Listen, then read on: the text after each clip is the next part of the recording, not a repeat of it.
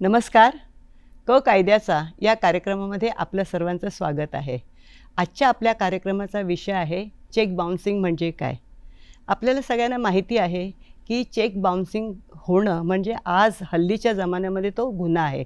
परंतु तुम्हाला माहिती आहे का, हा ब्रिटिशकालीन कायदा आहे. म्हणजे 1881 ज्याला आपण म्हणतो 1881चा हा कायदा आहे. आणि ह्या सर्व ज्या केसेस आहेत त्याचं न्यायालय होतं दिवाणी न्यायालय, ज्याला आपण सिव्हिल कोर्ट म्हणतो. परंतु असं व्हायचं की ह्याच्यावर वर्षानुवर्ष ह्या केसेस चालत राहायच्या. ज्यांनी पैसे दिलेले आहेत त्यांना न्याय मिळत नव्हता. आरोपी वर्षानुवर्ष अगदी आरामामध्ये असायचा. त्याच्यामुळे सरकारला काही वर्षामध्ये लक्षात आलं की आपण हा कायदा बदलला पाहिजे आणि ह्याला शिक्षा असली पाहिजे. आणि हे जे केसेस आहेत ते मॅजिस्ट्रेट कोर्टमध्ये चालू केल्यानंतरच त्यांना असं लक्षात आलं की आरोपीला शिक्षा होऊ शकते किंवा ज्याने चेक दिलेले आहेत त्यांना ते त्यांचे पैसे परत मिळू शकतात. ही अशी बॅकग्राऊंड आहे. आणि ह्याच्यामध्ये ही ज्या वेळेला ब्रिटिशकालीन ज्या केसेस व्हायच्या त्याला आपण प्रॉमिसरी नोट्स, त्याला आपण हुंडी म्हणतो, चेक म्हणतो, अशा स्वरूपाचं होतं, चेकच्या स्वरूपातलं होतं. आणि आत्ता जे आपण आहोत, ज्या विषयावर आपण बोलणार आहोत ते पण चेक्सच आहेत. परंतु कुठल्या परिस्थितीमध्ये 138 ज्याला आपण म्हणतो काही अमेंडमेंट्स केलेले आहेत ते आपण वकिलांना विचारणार आहोत. आणि ह्याच्यामध्ये अधिक रीतसर आणि खोलवर चर्चा करण्यासाठी आपल्याकडे तज्ज्ञ पाहुणे आलेले आहेत. त्यांचं नाव आहे ॲडव्होकेट हेमंत केंजाळकर. ॲडव्होकेट हेमंत विनायक केंजाळकर यांनी MA आणि LLBचं शिक्षण मुंबई विद्यापीठातून पूर्ण केलं आहे. सन 1991 पासून गेली 35 वर्ष ते मुंबई उच्च न्यायालय आणि मुंबईतील इतर न्यायालयांमध्ये आपली कायदेविषयक सेवा अविरतपणे देत आहेत. फौजदारी खटले हाताळण्यातील त्यांचा अनुभव अत्यंत व्यापक आहे. फौजदारी खटल्याव्यतिरिक्त त्यांनी ग्राहक न्यायालयातील प्रकरणं, कुटुंब न्यायालयातील वैवाहिक वाद आणि विभागीय चौकशी अशा विविध प्रकरणांमध्येही आपलं कौशल्य सिद्ध केलं आहे. वकिलीसोबतच कायदेविषयक शिक्षणाच्या प्रसारातही त्यांचा मोठा वाटा आहे. मराठी दैनिकातनं सुमारे 7 वर्ष विविध कायदेविषयक विषयांवर त्यांनी लेखन केलं आहे. प्रस्थापित राजकारणी, व्यावसायिक, सर्वसामान्यांच्या न्यायालयीन संघर्षात एक विश्वासार्ह नाव म्हणून ॲडव्होकेट हेमंत विनायक केंजाळकर हे ओळखले जातात. केंजाळकरजी आपलं स्टुडिओमध्ये स्वागत आहे. आणि माझा पहिला प्रश्न तुम्हाला हाच आहे की चेक बाउन्सिंग म्हणजे काय? चेक बाउन्सिंग म्हणजे तुम्हाला एखाद्या व्यक्तीने चेक दिलेला आहे आणि तो चेक जेव्हा तुम्ही बँकेमध्ये प्रेझेंट करता, त्या चेकची जर तुम्हाला रक्कम मिळाली नाही तर त्याला चेक बाउन्स झाला किंवा चेक डिसऑनर झाला असं म्हणतात. बरोबर. आता हा जो चेक डिसऑनर आहे तो कुठल्याही प्रकारे होऊ शकतो. उदाहरणार्थ, ज्याने चेक दिलेला आहे त्याने स्वतःचं अकाउंट बंद केलं किंवा त्यांनी त्याच्या अकाउंटमध्ये सफिशियंट फंड्स नाहीत, पुरेसा निधी नाही म्हणून तो चेक बाउन्स झाला, किंवा कुठल्या स्टॅट्युटरी किंवा लिगल अथॉरिटीजने, उदाहरणार्थ RBI, इन्कम टॅक्स यांनी त्याचं अकाउंट बंद केलेलं आहे, किंवा स्ट्रक्चरल डिफेक्ट म्हणजे सही बरोबर नाही, काहीतरी चूक आहे चेकमध्ये, अशा कुठल्याही प्रकारे जर तुम्हाला त्या चेकची रक्कम मिळाली नाही तर त्याला चेक बाउन्स झाला असं म्हणतात. तुम्ही म्हणता ते बरोबर आहे. ह्याचा अर्थ आहे असा आहे की इनसफिशियंट फंड्स असतील किंवा जसं तुम्ही सांगितलंत की सही बरोबर मॅच होत नसेल. बऱ्याच वेळेला देण्याची इच्छा असते, परंतु सही मॅच होत नाही. चुकून आपल्याला माहीत नसतं की आपल्या अकाउंटमध्ये तेवढे पैसे आहेत की नाही. ह्याच्यावरसुद्धा आपण बोलणार आहोत. परंतु आता आपण दोघांमध्येच एक उदाहरण देऊया. मी तुम्हाला 1,00,000 रुपये दिले, ओके, आणि ते 1,00,000 रुपये तुम्हाला दिले आणि तुम्हाला सांगितलं काही वेळाने तुम्ही मला ते परत करा चेक, आणि तुम्ही मला चेक दिलात. परंतु मी बँकेत तो टाकला.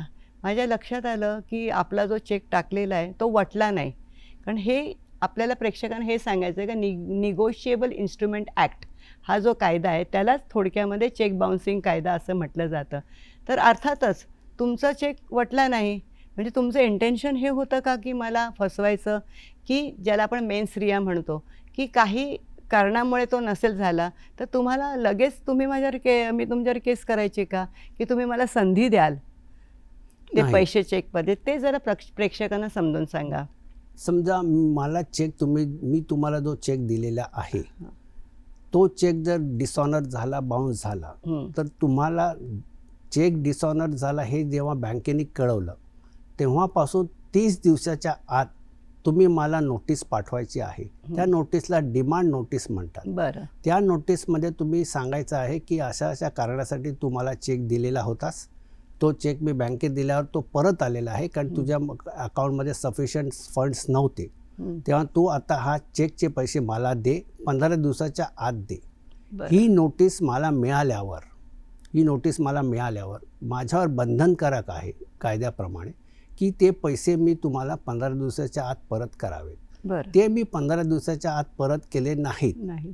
तर 16व्या दिवसापासून तुम्हाला तो हा अधिकार मिळतो की तुम्ही माझ्या विरुद्ध प्रायव्हेट कंप्लेंट करू शकता. आता हा जो चेक बाउन्सिंगचा गुन्हा आहे हा अदखलपात्र गुन्हा आहे, कॉग्निझेबल ऑफेन्स नाही. त्यामुळे तुम्ही माझ्या विरुद्ध पोलिसात तक्रार करू शकत नाही, पोलीस याचा तपास करणार नाहीत. तर तुम्हाला प्रायव्हेट कंप्लेंट 138 अंडर 138 खाली कलमाखाली तुम्हाला मॅजिस्ट्रेटकडे ही केस तक्रार दाखल करावी लागेल. तेव्हा ह्या कायद्यामध्ये चेक बाउन्स झाल्यावर नोटीस देणं हे महत्त्वाचं आहे. चेक बाउन्स झाला याचा अर्थ गुन्हा घडला असं होत नाही. तर मला तुम्ही नोटीस दिल्यावर त्या नोटीसप्रमाणे मी पैसे दिले नाहीत तर तो गुन्हा घडतो, तेव्हा मी गुन्हेगार होतो. बरं.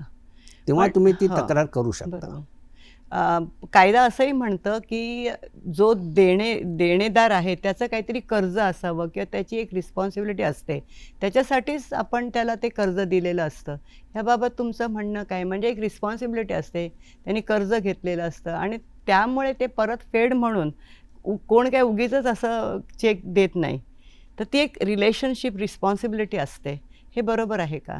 हो, बरोबर आहे. हां. कारण त्याला म्हणतात 139 खाली कलमाखाली लिगल एक्झिस्टिंग लायबिलिटी म्हणजे कायदेशीर दायित्व, कायदेशीर मी देणं लागतो म्हणून मी तुम्हाला तो चेक दिलेला आहे आणि तो कायदेशीर देणं असेल आणि चेक बाउन्स झाला तरच 138 खाली गुन्हा होईल. आता उदाहरणार्थ एखाद्या माणसाने दुसऱ्या माणसाला जा तू त्याच्याकडे चोरी कर आणि मला 2 लाख रुपये आणून दे, त्याच्यासाठी हे 25,000 घे, या 25,000चा मी चेक देतो आणि तो चेक जर बाउन्स झाला तर गुन्हा होणार नाही, कारण हे जे काही तो माणूस करत आहे ते कायदेशीर नाही. तेव्हा कायदेशीर लिगल एक्झिस्टिंग लायबिलिटीच्या साठी चेक दिला असेल तरच 138चा गुन्हा होतो. बरोबर आहे. मला आणखीन एक तुम्हाला विचारायचं आहे, कारण हे स्पीडी ट्रायल ह्याला आपण फास्ट ट्रॅक कोर्ट म्हणतो. 138 खाली जे मॅजिस्ट्रेटचे 15 म्हणजे मला मगाशी सांगताना प्रेक्षकांना हे सांगायचं की महाराष्ट्र शासनाने आपल्या राज्यामध्ये स्पीडी ट्रायलसाठी 15 अतिरिक्त स्पेशल कोर्ट्स तयार केलेले आहेत, ज्याला आपण मॅजिस्ट्रेट कोर्ट म्हणतो, न्यायदंडाधिकारी, आणि केवळ 138च्या केसेसच त्या कोर्टामध्ये चालतात.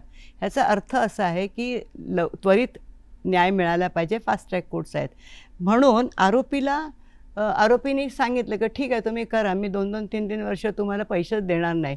तर असं होत नाही. त्याच्या काही प्रोव्हिजन्स आहेत ज्याला आपण म्हणतो की आरोपीला तडजोड करण्याची संधी दिली जाते. ते काय आहे?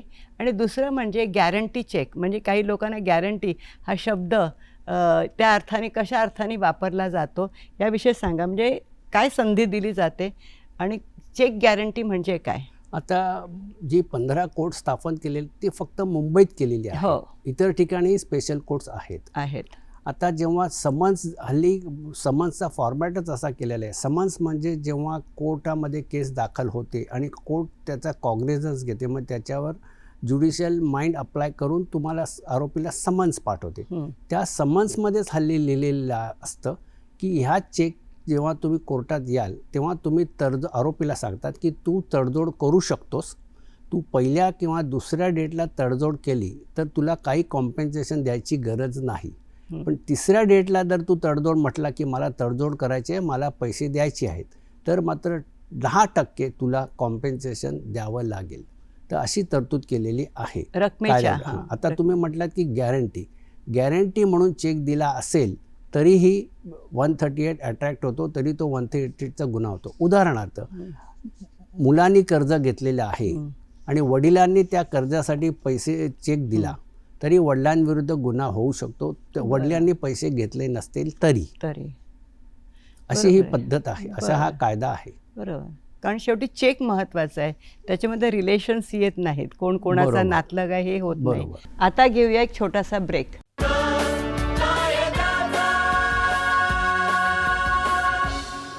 ब्रेकनंतर प्रेक्षकांचं पुन्हा स्वागत. आता 138 बरोबर 141 हे सुद्धा कलम खूप महत्त्वाचं आहे.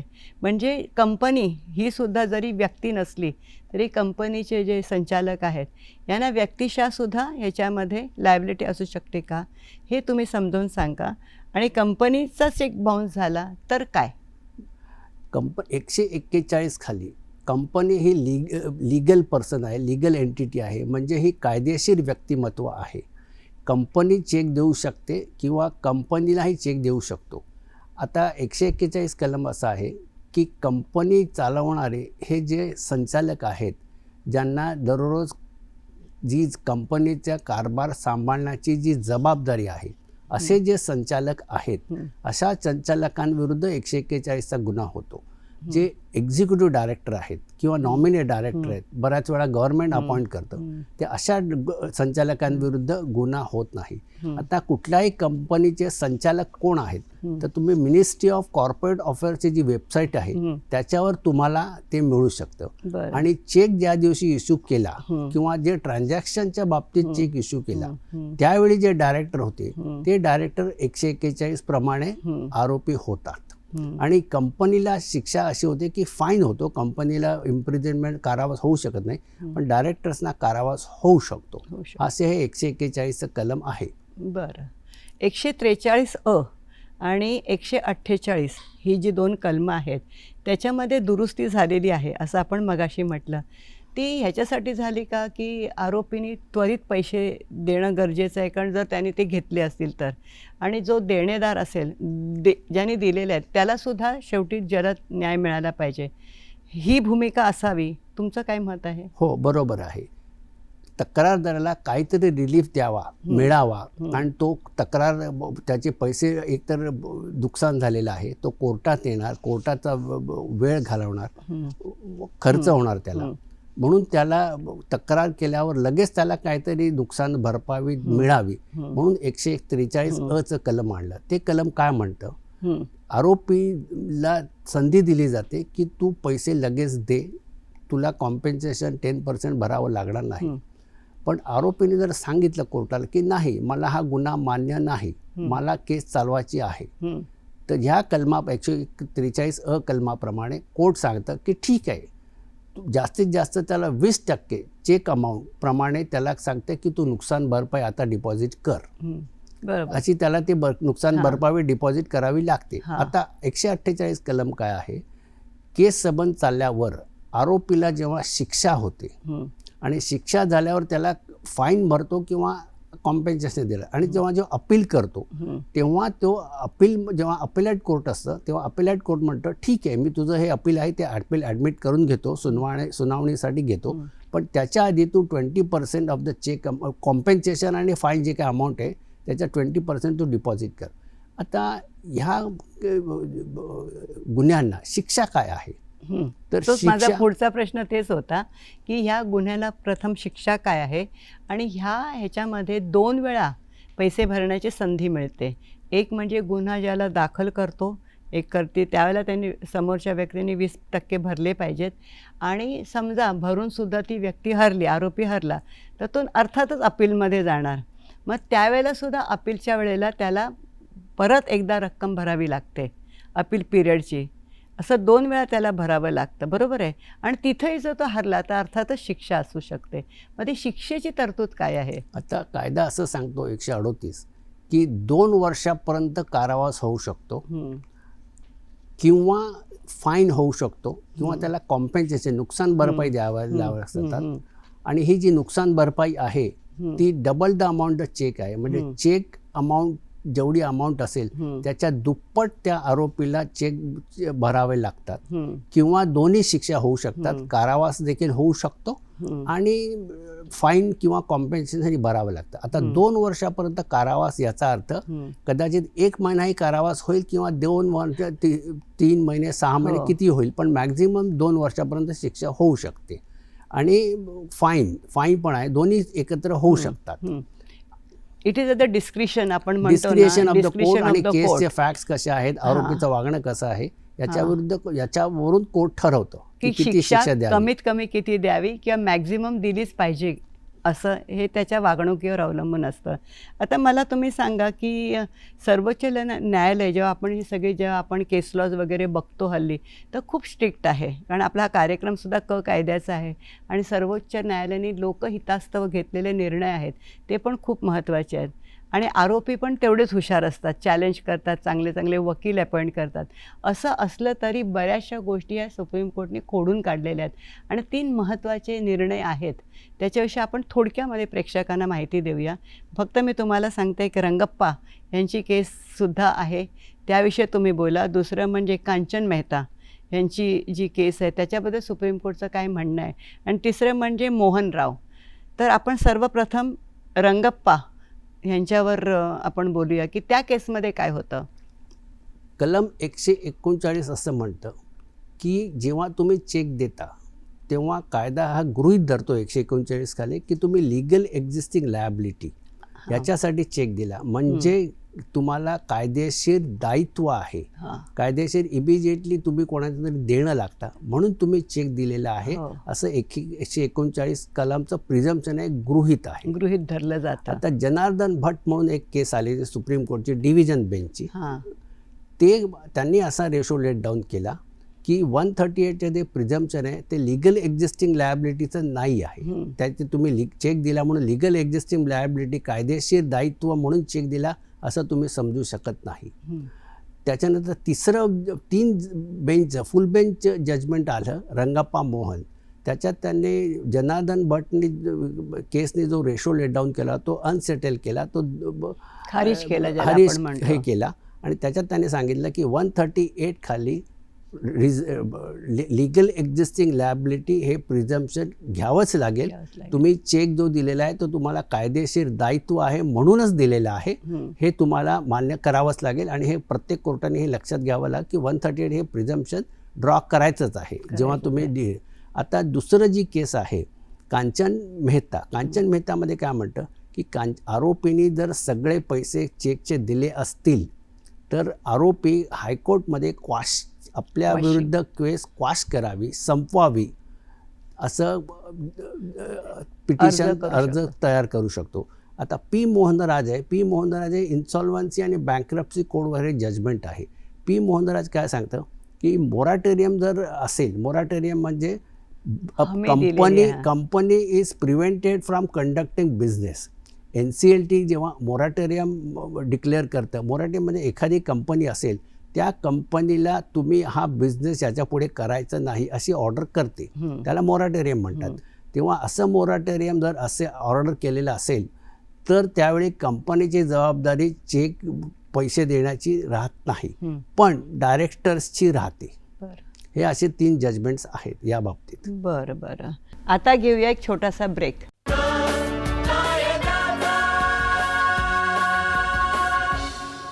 ब्रेकनंतर प्रेक्षकांचं पुन्हा स्वागत. आता मगाशी प्रश्न तुम्हाला विचारायचा होता मला, तो मी या स्टेजला विचारते.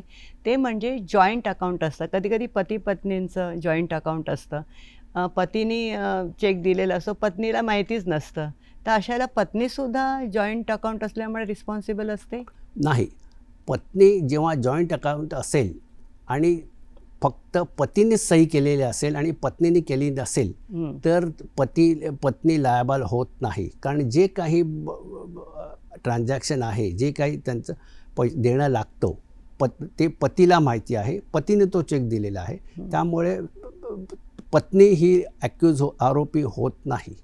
अच्छा, म्हणजे जॉईंट अकाउंट जरी जॉईंट अकाउंट असलं तरीही फक्त पत्नीने सही केली तर मात्र ती लायबल होईल, ती आरोपी म्हणून होऊ शकेल. आता मला तुम्ही सांगा की सामान्य माणसांनी अशा प्रकारे लिगल लायबिलिटी होऊच नये म्हणून काय काळजी घ्यावी?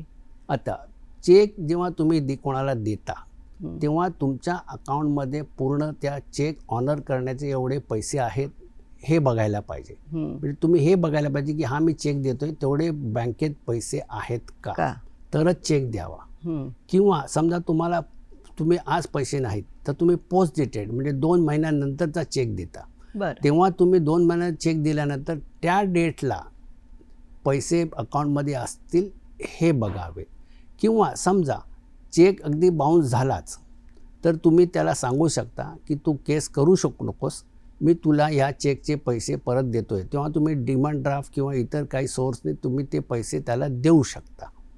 ही अशी पद्धत आहे की जर तुम्हाला जर 138 आरोपी म्हणून व्हायचं नसेल किंवा लायबिलिटी यायची नसेल तर मला तुम्हाला एक महत्त्वाचा प्रश्न विचारायचा. हल्ली चेक ट्रान्झॅक्शन्स कमी झालेले आहेत आणि बँकसुद्धा, भारत सरकारसुद्धा आपल्याला हे शक्यतो UPIने पे करा असं सांगत असतं. एक चांगली इंटेन्शन आहे, त्याच्यामध्ये फ्रॉड होऊ शकत नाही, म्हणजे निदान चेक बाउन्सिंगसाठी तरी होत नाही. परंतु इतर कायद्यांमध्ये ते फ्रॉड होऊ शकतं. ऑनलाईन बँकिंग आहे, मोबाईल बँकिंग आहे, आता हल्ली GPay आहे, फोनपे आहे, पेटीएम आहे, अशा अनेक प्रकारचे ऑनलाईन ट्रान्झॅक्शन करणारे, आर्थिक व्यवहार करणाऱ्या हे साईट्स आलेले आहेत. त्याच्यामध्ये जर आर्थिक व्यवहार झाला आणि समोरच्या माणसांनी पेमेंट केलं नाही, वस्तू खरेदी केली आहे, वस्तू विकत घेतले समोरच्या माणसाकडून, पण पेमेंट करताना त्यांनी केलेलं नाही आणि त्यांच्या अकाउंटमध्ये पैसेच नाही आहेत तेवढे, आणि ते ऑफकोर्स ते होत नाही, मग अशा वेळेला 138 खाली येऊ शकतं का? ते नाही. त्याने जर पेमेंट करण्यासाठी चेक दिला असेल आणि तो चेक जर परत आला तर फक्त 138 होऊ शकतं. बरोबर. GPay आणि तर होऊ शकत नाही. मग ते सायबर फ्रॉडमध्ये जाईल. Cyber fraud. आता काय झालेलं आहे, आपला मोबाईल हा आपल्या सगळ्या इकॉनॉमिक ट्रान्झॅक्शनचं, आपल्या सगळ्या ॲसेट्सचं, इन्व्हेस्टमेंटचं गेटवे आहे. बरोबर. त्यामुळे तो मोबाईल तुम्ही हँडल करताना फार काळजी घेतली पाहिजे, कोणालाही ते समजायला नाही पाहिजे.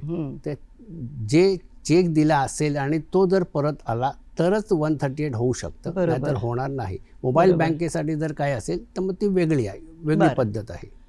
दोन एक इंटरेस्टिंग प्रश्न माझ्या म्हणजे ह्याच्यामध्ये फोर्जरी हा पण एक खाडाखोड करणं, चेक डिफेस करणं, म्हणजे चेक रिलेटेडच असेल आणि फोर्जरी झाली असेल तर काय करायचं? समजा ब्लँक चेक आहे, त्याच्यावर अमाऊंट लिहिणं आणि त्या व्यक्तीची नाही, स्वतःची, दुसऱ्या माणसाने स्वतःचीच अमाऊंट लिहिणं. ब्लँक चेक ठेवलेला आहे पण तो ब्लँक चेक कुणाला तरी मिळाला आणि त्या व्यक्तीने त्याच्यावर स्वतःचंच नाव टाकलं आणि मोठी अमाऊंट टाकली किंवा कुठली अमाऊंट टाकली आणि बँकेत टाकलं, तर मग काय? ही फोर्जरीच झाली ना तसं बघायला गेलं. बँकेत तो टाकला आणि तो चेक बाउन्स झाला तर 138 ची केस होऊ शकते. आता बँकेत चेक टाकला आणि त्याला पैसे मिळाले, चेक बाउन्स झाला नाही तर 138 ची केस होणार नाही, पण फोर्जरीची केस होईल. त्या फोर्जरीच्या केससाठी त्याला एकतर FIR पोलिसांकडे जाऊन FIR करावं लागेल किंवा मॅजिस्ट्रेटकडे प्रायव्हेट कंप्लेंट करावी लागेल. बरोबर. मला एक सांगावं असं वाटतं इथे की 138 जेव्हा कंप्लेंट आपण करतो तेव्हा त्याच वेळी तो तक्रारदार दिवाणी न्यायालयात देखील दावा दाखल करू शकतो. म्हणजे त्याला दोन रेमेडीज उपलब्ध आहेत, चेक बाउन्सिंग, क्रिमिनल कोर्ट्स आणि सिव्हिल दिवाणी न्यायालयामध्ये पैशासाठी. 138 ची तक्रार, त्याची प्रोसेस काय आहे? 138ची तक्रार जसं मी सांगितलं की तुम्हाला प्रायव्हेट मॅजिस्ट्रेटकडे तक्रार करायची आहे. आता सुप्रीम कोर्टच्या जजमेंटप्रमाणे तुम्ही तक्रार दाखल करू शकता आणि त्या तक्रारीबरोबरच ॲफिडेव्हिट ऑफ एव्हिडन्स म्हणजे तुमचा जो काही साक्षी पुरावा आहे तो दोन्ही एकत्र देऊ शकता. त्यामुळे केस लवकरात लवकर संपण्यासाठी मदत होते. आपल्याला काही संदेश द्यावा लागेल का प्रेक्षकांनी, की काय सावधगिरी बाळगली पाहिजे? सावधगिरी अशी बाळगायची की तुमचं जे चेकबुक आहे ते चेकबुक व्यवस्थित ठेवा, तुमच्याकडेच असू दे. चेक देताना काळजी घ्या. चेक तुम्ही खरोखर जर पैसे असतील तरच द्या. गॅरंटी म्हणून कोणाला चेक देऊ नका. आणि चेक जर तुम्हाला नोटीस आली, डिमांड नोटीस आली की हे तुमचा चेक बाउन्स झाला आहे, तर 15 दिवसाच्या आत पैसे द्या. किंवा समजा तुम्हाला देऊ शकला नाहीत आणि तुम्ही कोर्टात आलात तर कोर्टात स्पष्ट सांगा की मला पैसे, तुम्हाला जर शक्य असेल तर मला पैसे द्यायचे आहेत, असं करून तुम्ही केस ते हे करू शकता. बरं, आता काय 147 हे कलम आहे ते कंपाऊंडिंग म्हणजे तडजोडीचं आहे. म्हणजे समजा तुम्हाला शिक्षा झाली तरी आणि तुम्ही अपील केलं, त्या अपील स्टेजला पण तुम्ही तक्रारदाराची केस संपवू शकता, त्याला पैसे देऊन ती केस मिटवू शकता. ॲडव्होकेट हेमंतजी, मी आपली अत्यंत आभारी आहे, कारण आपण खूप महत्त्वाची माहिती आमच्या प्रेक्षकांना दिली. त्याबद्दल सह्याद्री वाहिनी दूरदर्शन तर्फे मी आपली अत्यंत आभारी आहे. धन्यवाद. प्रेक्षक हो, आजचा कार्यक्रम आज आपण इथंच थांबूया. पुन्हा भेटूया कायद्याच्या या कार्यक्रमामध्ये एक नवीन विषय घेऊन आणि नवीन तज्ज्ञांबरोबर. नमस्कार.